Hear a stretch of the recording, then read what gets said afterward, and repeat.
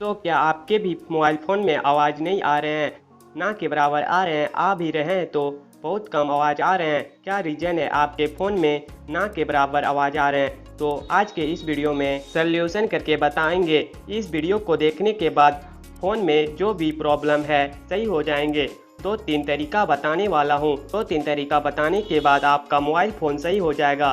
Then उसके बाद आवाज़ आने लगेगा। तो चलिए वीडियो स्टार्ट करते हैं।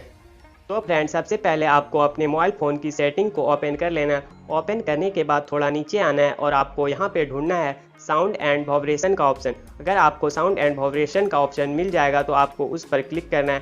क्लिक करने के बाद अगर आपका ये तीनों ऑप्शन ऑफ रहेगा तो आपको ये तीनों को ऑन कर लेना है।